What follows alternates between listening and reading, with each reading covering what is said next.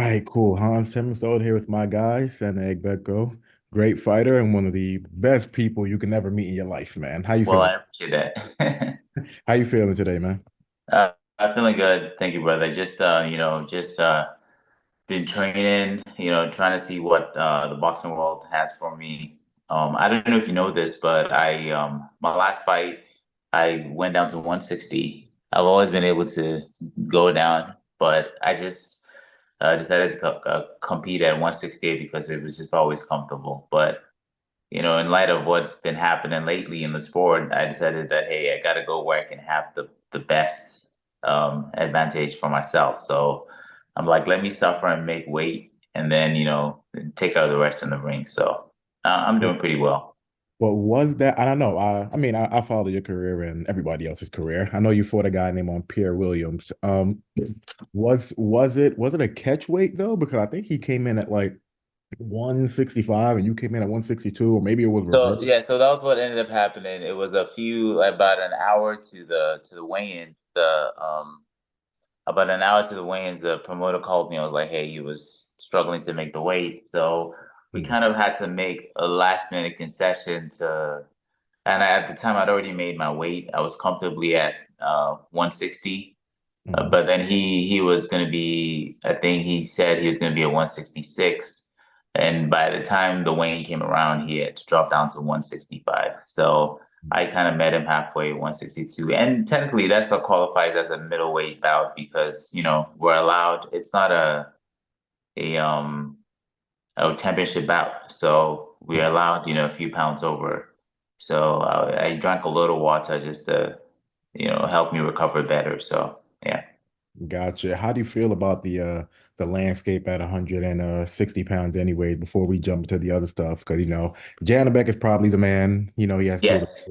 the Laura has the WBA belt, and then you Mhm. have Adames who has the WBC, but he's about to fight Shiraz or Shariz. I'm not really sure I hmm pronounce his name. So how do you think about the landscape, and who do you think is the guy? I mean, obviously, the guy right now is Yanni Beck. He holds three of the belts and also the belts, and I feel like he's the biggest threat. Obviously, most of my losses have come also against left-handers, and he's a left-hander too. So obviously, it's something that I'm going to be working hard towards, so that if I find myself going up against him, I'll have to be ready.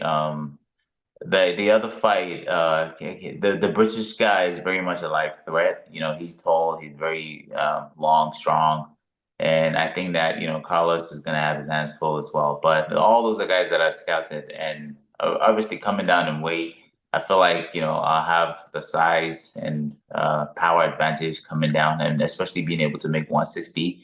And I mean, I've even sparred like some of the biggest guys, Beterbiev at 175. Badu Jack, Andrew Tabiti.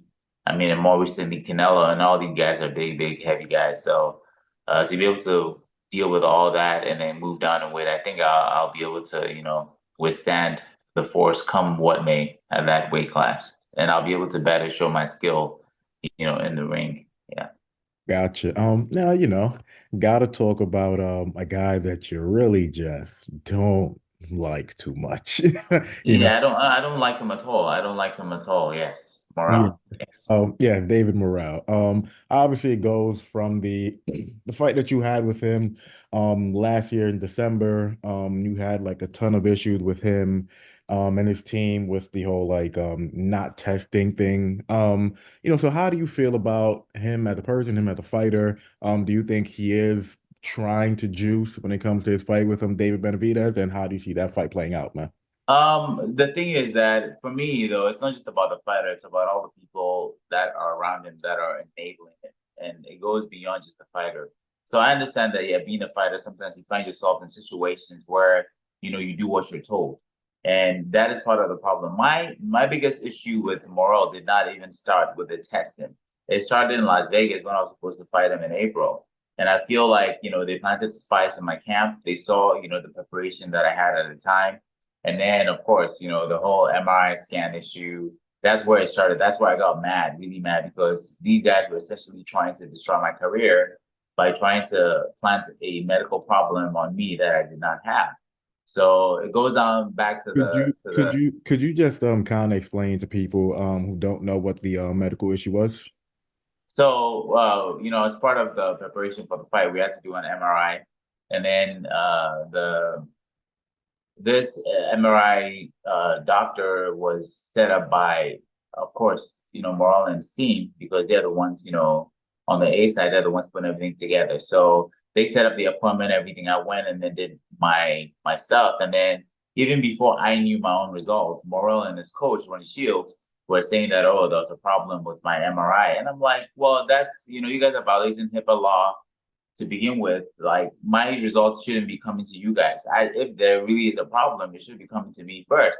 And then, so the way they did everything was they basically said that, oh, there was a black spot on my MRI, which the radiologist wasn't even like, like a surgeon or anything. Like, it was basically a recommendation that, hey, like, there's a black spot on his MRI and we think that it might be an aneurysm. Like, you don't say you think.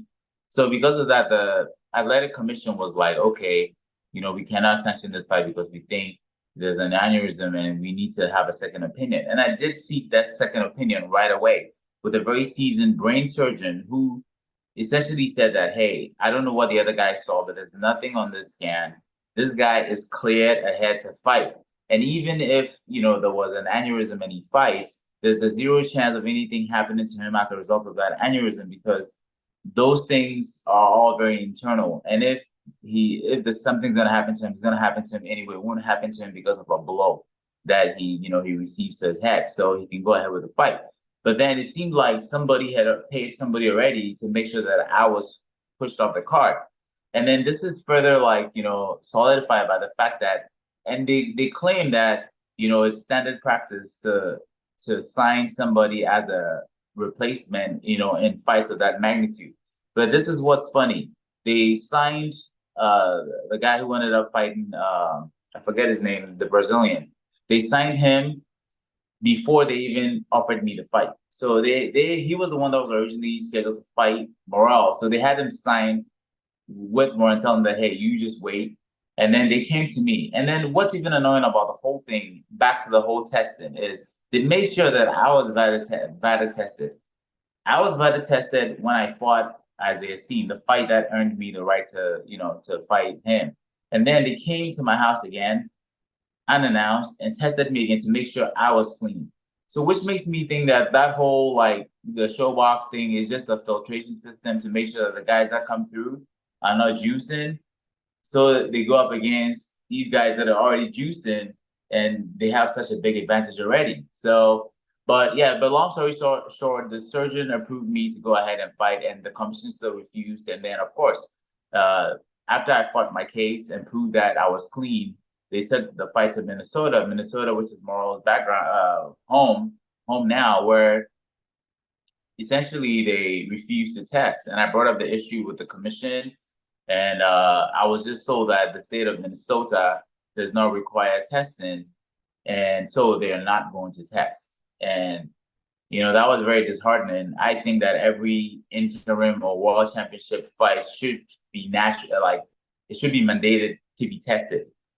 It should go without, like, without question. Like, there should be testing at all. At fights of a certain magnitude should always be tested.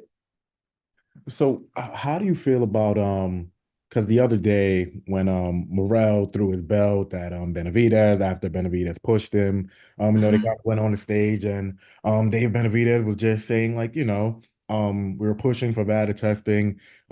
These guys were hesitant to do it, Mhm. almost called the fight off. And instead of Morrell's team talking about that, they were just saying stuff like, we've been wanting to fight you for 3 years. So, like, Yes. what do you kind of think about that whole thing? Do you think they are trying to be sneaky and get around it? Of course. I mean, obviously, it's very, very indicative of somebody that's hiding something. I mean, if you don't have anything to hide at all, why would you be afraid of testing? It's like, yeah, of course, come on and test me. Mhm. I mean, there's no way other way around it. Why would you not want to get tested Yeah. if you have nothing to hide? And it was the same thing with our fight. I don't know how. I feel like the testing is mandatory in Las Vegas for the fights, and I feel like they already some people have a way to get around it because of the influence in there. But the issue of doping is becoming so bad now, at least from what's running through like the underground sources in boxing or like off mainstream, is that it's even seeping into the amateurs, where a lot of them are doing this and finding ways to get around it. And from what I have heard, which is purely still very purely speculative, is that even the Cuban amateur system, a lot of these amateur systems have long done these things. So they come into the pros very well seasoned. And I've done a lot of research into a lot of these PEDs, especially after my fight with the Morrell. And the truth of the matter is the effects are cumulative, and some of them, even after like the ability to test for these substances are gone, the effects still remain. So they're able to retain the power that they gain from that, or they're able to retain the speed, or how it enhances their performance. And it's unfortunate that fans take this very lightly, because recently with the Ryan Garcia situation, people were making jokes about the whole situation, but I guess somebody wants somebody to die and somebody to be criminally persecuted before they start taking the issue seriously. Hmm. So with that said, do you give Morrell the edge over Benavidez in that fight? I mean, I try to say, in my heart, of course, I want Benavidez to maul him, of course, in my heart, but I try to keep a level head. And I don't think that the Morrell team has played fair from the very first fight they had. I think they've always been dirty. And of course, that is merely my thought, especially based on how, they treated me leading up to a fight. So I personally think that they've always been dirty. And that changes a lot of things, because when someone's on juice, like, people don't understand. People think that, oh, it's just it'll just make them train a little harder. No, like, it's look at a natural bodybuilder's body versus a like a Mr. Olympia that is well known that, okay, they're all on steroids and whatnot, right? You immediately see the difference. So transfer that to performance, right? And then you look at the performance of somebody that's natural versus somebody that's juiced up, and you can immediately tell the difference. Like, it's night and day.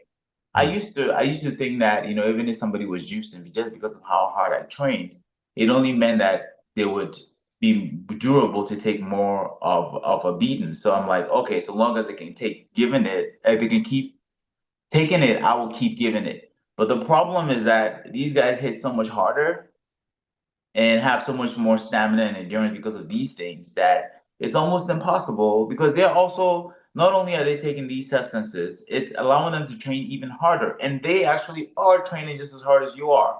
And these things are allowing them to train just as hard, hit the bags even harder, recover faster so they can train even more. And so that's why this needs to be investigated more, and especially if the option has been presented to them and they're so like they're adamant, vehemently refusing, the test, and then there is a problem. What was that said? Are you, because I know you want Benavidez to win, but is a part of you just like, I want him to win, but I think Morrell's going to go in there and probably knock him out? No, no, I don't think so, because Benavidez is no easy. Like, he's no slouch. He's proven that he has a chin, And then, of course, you're looking at Morrell's last performance. I mean, and that's also another thing that I pointed out, that he gets away with so much stuff in Minnesota, that he fought Rod in California, and the Mhm. rules in California are a little different. So you can tell. I wouldn't say his performance was lackluster. No, it was actually good. Considering that he was moving up in weight to face a very solid light heavyweight.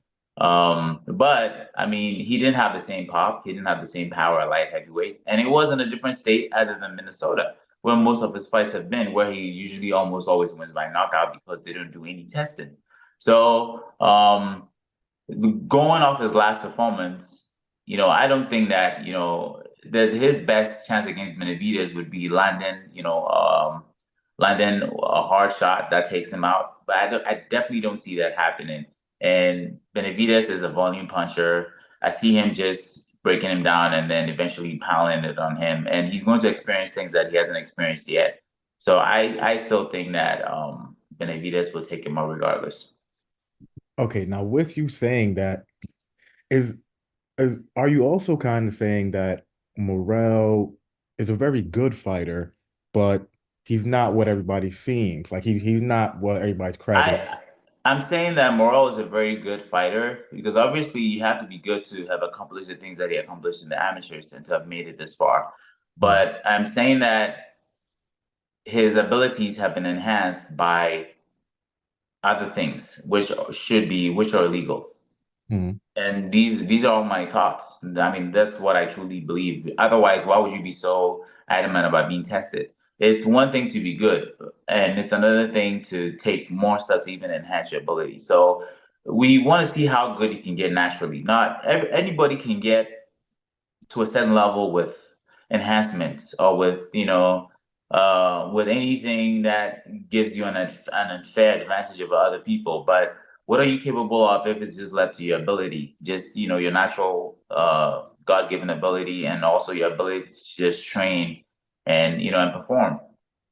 Now, I know earlier you said that there's certain things with athletes, if they take stuff enough times or if they're taking certain things, even when they stop, it's like they're still gonna like, maintain, that power, that speed, all of that stuff. Mhm. On the Benavidez side of things, because you just said that Morrell's gonna go through things where he's never gone through in a fight before.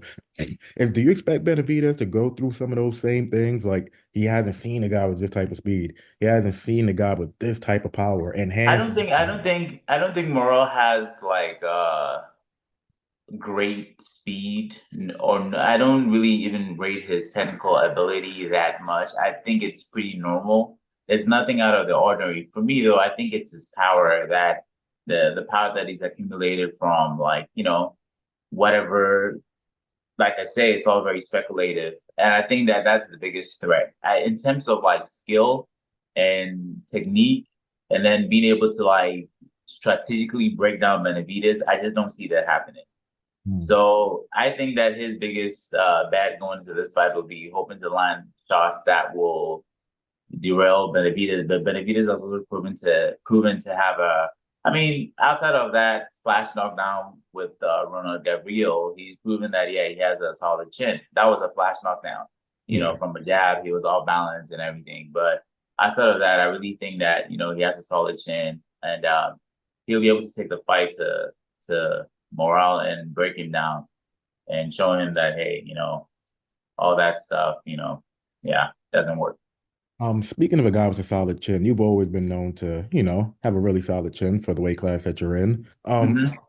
What did his power feel like? Like I mean, I'm around boxers all the time and they'll tell me different stuff, but what did Hmm. his power feel like compared I to? mean, to tell you the truth, once the the revelation that okay, well, we were not going to get tested, that happened just before I got in the ring, and but it actually strengthened my resolve to go in there and then beat him up. And after the first round, I don't think I've ever felt more confident about a fight in my life, about winning a fight in my life after the first round, as I did against Morrell in that first round. So when I went back to the corner, I was like, okay, all right, good. This is great. This is, better than I thought. And he just happened to catch me with a shot that I did not see coming at all. Like I didn't see it. I had to watch the replay after to realize that okay, I was out for like maybe like a split second. And then I came back too, and then that's when the referee stepped in and then stopped the fight. So I mean, it's hard to rate his power because I personally didn't feel anything that I felt like was hard. I felt harder punches in sparring than his punch. So, but the fact that like he hit me with a shot, and it was kind of borderline behind the ear too, the shot that which southpaws are very well known to hit fighters with. So it's really hard to go off equilibrium shots. But in terms of his like straight power, I don't rate it at all because I've been hit by smaller guys harder than he hit me in the fight with 10 ounce loss. So he got me with a good shot behind the ear that had me out momentarily, and then of course he followed up very quickly, and then the referee jumped in and stopped the fight. So hey, What about his actual physical strength though? Like, having him in the clinch, having his body on your body, did you he's kind of he's definitely very physically imposing. He's very physically imposing and he's strong. Obviously, he's bigger than me, a lot taller. He weighed a lot more. Actually, to the weigh-ins, he was late. He was about an hour late to the weigh-in because he really struggled to make the weight. And of course, that's why he moved up to light heavyweight now because it's impossible. So he was also being a weight bully at that weight class, coming down to 168 and probably rehydrating well over 200 pounds. So yeah, I definitely felt his strength. I definitely knew that okay, this guy is very strong. So if you remember from the fight, I was on the back foot, and then I tried to stand my ground a few times, but I had to stay on the back foot. And the intention was to kind of wear him out and then try to pick up the pace and press the action later on. But that wasn't the case. That yet to happen. So Is would you say Canelo? I know you sparred Canelo a bunch of times. Would you say Canelo actually hits harder than Morrell?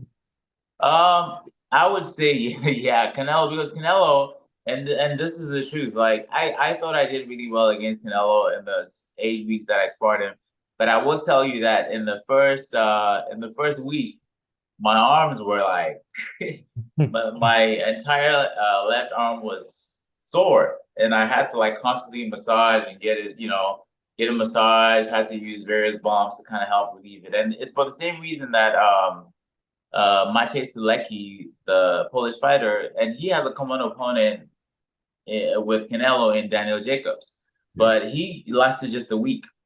He did probably maybe a total of 12 rounds with Canelo, and he just kept going down from those body punches, and he had to vacate the camp. So that alone tells you, it would be foolish for me to say that he he doesn't hit hard. I mean, he Well, sent, Well, he, yeah. he definitely does hit hard, but for fans that are gonna watch this interview, I'm gonna assume they're gonna say something like, okay, they're saying Canelo hits harder than Morrell, but you was able to last the whole 8 week camp with Canelo. You were stopped against Morrell. How is that a I mean, 8 ounces, and then the possibility of a guy being on juice, it's like it's very different. You understand? And then even Bivol had a take on Canelo's power compared to Beterbiev, and he didn't. He like the fact that Canelo's power is even being compared to Beterbiev tells you like the extent of it, and and he has that like he loads up on the one shot and he hits you and you feel it versus Beterbiev, that's more like he's kind of picking you apart, landing with those throwing those like shots with very little effort, but then they're so solid and they're very thud and blows and they're still breaking you down and taking you out. So they both have very different approaches to how they throw their punches. Canelo is going for all out one bam, but when it lands, you take notice. You're like, okay, this is something that I've never experienced before. But for me too, I think that a big part of it was very mental. And because it was mostly shots to the body, to the arms, those that you can typically control or take. You almost always you have a split second where you can make the decision, okay, do I want to continue or not? Mhm. Versus a headshot, which knocks you off your equilibrium and then might have you out, and there's nothing you can do about that. Yeah. So it's two very different elements, and I would say that if, of course, we tend to protect our heads more, we also have headgear on, and I would say that if the same shot were to land cleanly to my head, it probably would take you out. I've heard stories where he's knocked out people cold in camp. So Mm. I mean, mind you, in sparring, you have headgear on. You have 16, sometimes 18-ounce gloves on. So that takes away the power. And the fact that, you're also still protecting yourself. Mm. So there's so many variables that are different from an actual fight. Yeah. Last thing on Morrell. What are a few things outside of his power where you just like you expect Benavidez to win, but he does have a few attributes where it's just like Benavidez is going to struggle with X, Y, and Z. Well, I would have thought that the thing is, if Benavidez was a smaller, shorter guy, I feel like maybe then I would give Morrell the advantages in reach, and just the height, the length, and just his ability to box on the outside and keep him on the edge of his punches. But him and Benavidez have comparable, attributes in terms of reach, height, um, just how they throw their punches, and I think that that cancels itself out. I think that for Benavidez too, Benavidez hasn't really also fought somebody that's, really his height. His last guy that he fought, Vosdik was close, and also for Morrell though, when you realize that every time he fights somebody that's tall too, I mean, he stopped. I can't remember his name, but he stopped him in the fourth round at the Armory. And I feel like, he didn't have as dominant of a performance because the guy was long too, and was able to keep him at bay. And the guy actually landed hard shots. He just took the shot well. Morrell just took the shots well. So Morrell, I mean, he can be hit. I hit him with some good right hands. But just because the fight ended early, I didn't get to have my highlights shown. But he's definitely very easy to be hit, and we all know, what can happen if Benavidez lands a 2-3 piece on you. So I would say that that's what he has to watch out for. But for me, all of that is trumped by the fact that he doesn't want to get tested by VADA. And for me, if you have nothing to hide, hey, make it random. That's the most important thing because I know that there are ways that he can get around it. So if okay, but okay, so kind of peel back the curtains a little bit on this whole drug testing thing, and let's really get into it. If if you know that you're getting tested and the guy that you're fighting isn't getting tested, and you already know that the guy that you're fighting is undefeated, really, really good fighter, he's like kind of like the boogeyman of the division. Like, what part of you, and I mean financially, of course, but what part of you just kind of steps in and say, okay, I'm not fighting this dude. Like he's not getting tested. I'm not fighting. Forget about the money. I'm not fighting him. Like, why Mhm. didn't you go that route? So the thing was, they made me think because I asked the question. They made me think that we were both getting tested, and as far as I knew, we were both getting tested. So when I was asked the question of, "Hey, like, do you have? Are you interested in this fight?" I immediately said yes. But then the very next thing I asked was, "Are we getting tested?" And then they were like, "Yes." So I was given the contract, and that was included in the contract that okay, we're going to be tested by WADA. And actually, in the first fight in that was supposed to happen in Las Vegas in April. I signed the contract and they signed it, and I was expecting WADA to actually show up and test us, and they actually never came. So it had me wonder. I was like, why did WADA never come, even though I asked for it and it was included in the contract? So why did WADA never come? And then that all that was trumped by the medical issues that they brought up and whatnot to get out of fighting in Las Vegas. And so when the fight came back around the second time, it was the same contract again, re-signed it, and I thought we were going to be tested. So we weren't tested, and so when I got to the venue, when I got to Minnesota, that was when I was like, okay, surely we're going to get tested now because sometimes that happens where you don't get tested during training camp, but you get tested either before the fight or immediately following the fight. So I was under the impression that that was going to happen, and we all got to Minnesota on I believe Wednesday. So they had Wednesday, Thursday, Friday to test us before the fight. And I was under the impression that was going to happen. And I kept asking. And ultimately, I was told that, hey, we are not going to get tested. And at that point, like, you think about it, this was Showtime's last event, Mhm. and they had already put a lot of money into the whole thing. Brought camera crew over, film training sessions and everything, and then flown you over to the venue, and then you're like, I'm not gonna fight. But in hindsight, I probably should have stood my ground Mm. and asked for it, and I should have really insisted, or hey, I was gonna walk. But the problem with stuff like that is people blacklist you, and there are people that are in boxing that know these things. I know I can't prove it, but there are people in boxing that know these things, and it's a way to ensure that certain people stay at the top, keep getting the big money fights, and as a result, the investors that are around them keep making the money that they make from these fights. I mean, think about it. It makes sense, right? Why would you want to fulfill? Why would you want to lose the belt? You want to keep the money, and it's an income stream, so you don't want to lose it. Mm.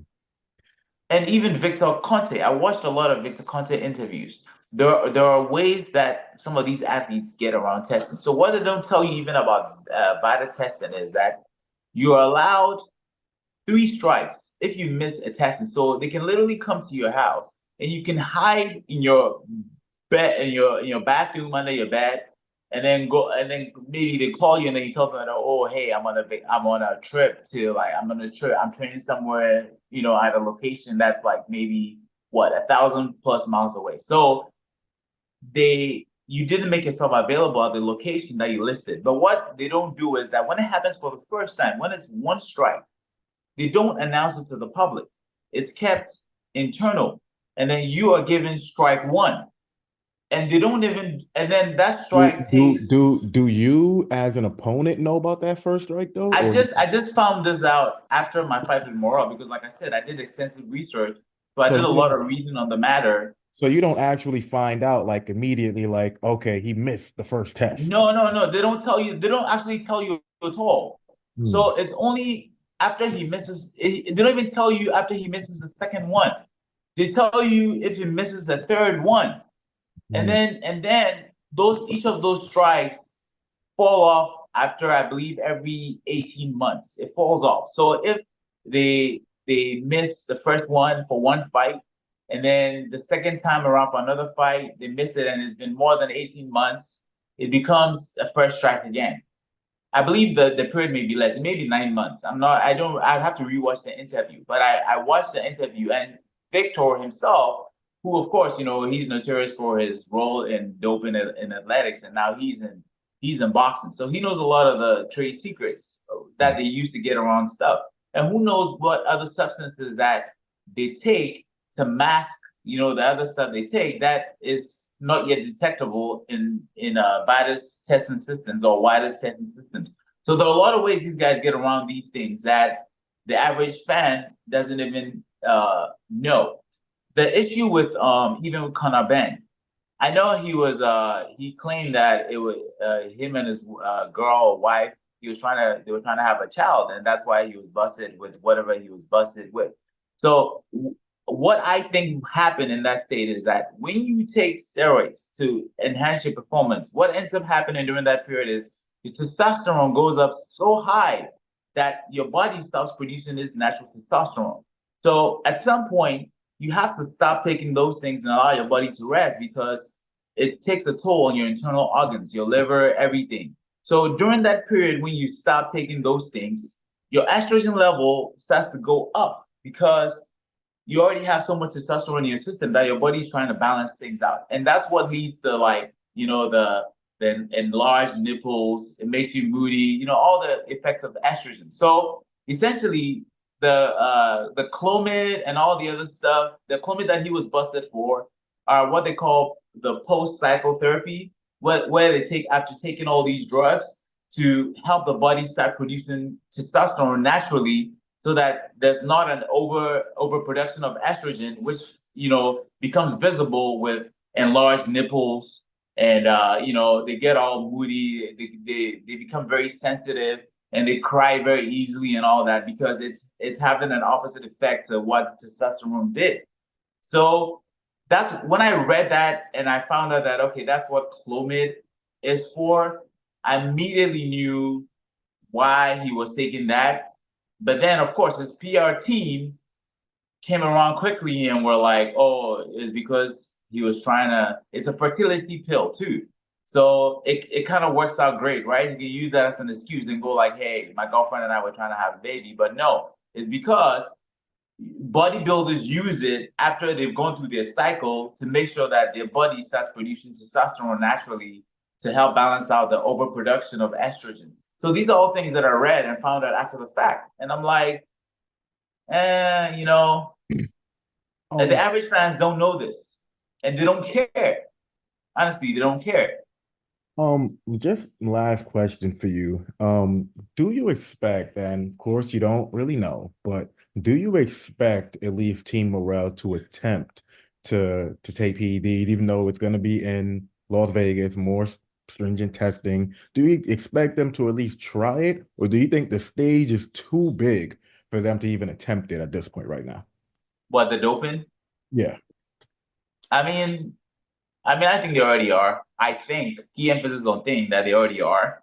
And like they've always done, just found ways to evade testing.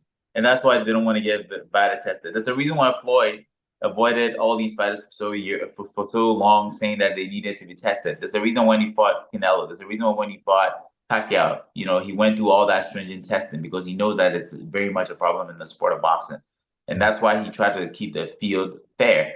And unfortunately, some of us don't come from boxing backgrounds and all come from around here and have that power to have, the kind of influence to, decide how the fights are, organized and what kind of testing protocols are in place. So we have to deal with, the rough end of stuff. But Floyd, of course, he has the boxing pedigree, he has the family, the history, and everything, and he had the influence to make sure that okay, certain things went in place. So I think he was very smart. He helped himself. I think Morrell and his team, they've been doing it for so long. There's a lot of the residual stuff that's there that's already helping them a lot. There are a lot of things that I can't say for legal reasons, but I know for a fact that there are very key fighters that I know from very credible sources also, and some of them I've seen myself who are doing certain things that are illegal, and this is all after the fact because I want to get to the bottom of this matter, and